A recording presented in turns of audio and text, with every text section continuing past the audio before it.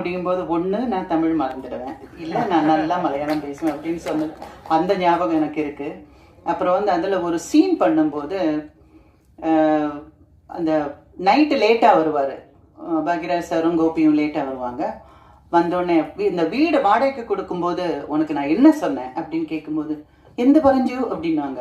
9 மணிக்கு மேலே டோர் திறக்க மாட்டேன்னு சொன்ன ஞாபகம் இருக்கா அப்படின்னாங்க. ஆமாம் அப்படின்னு சொல்லிட்டு ஏதோ சொல்லும்போது என்ன மூஞ்சி சுழிச்சிக்கிட்டு பதில் வருது அப்படின்னு நான் கேட்பேன். அப்போ சார் வந்து அப்புறம் நான் சொல்லுவேன் கொஞ்சம் சிரிச்சுக்கிட்டு சொல்லாமன்னு சொல்லும்போது அவர் ஒரு மாதிரி மூஞ்சி வச்சுக்கிட்டு சிரிச்சுக்கிட்டு சொல்லுவாங்க. அப்போ அந்த டேக்கில் நான் சொன்னேன் இதுக்கு முன்னால் இருந்த மூஞ்சியே பரவாயில்ல அப்படின்ற மாதிரி நான் சொல்லுவேன்.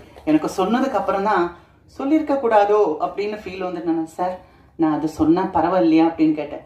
சொல்லுமா அப்படின்னாங்க. எனக்கு அது ரொம்ப ப்ரௌடாக ஃபீல் பண்ணேன். ஏன்னா பெரிய டைரக்டர், அந்த டைமில் நான் வந்து மலையாளத்துலேருந்து வந்திருக்கேன், புது ஆள், பெரிய டைரக்டர், பெரிய ஒரு இடத்துல இருக்கிறவங்க வந்து வேண்டாம் அப்படியெல்லாம் சொல்லக்கூடாது அப்படின்னு வேணும்னா சார் சொல்லியிருக்கலாம்.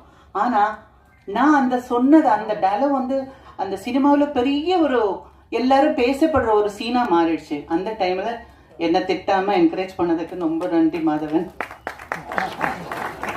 என்ன சார் நினச்சேன்னு அதெல்லாம் வேண்டாம் சொல்லி கொடுத்து சொன்னா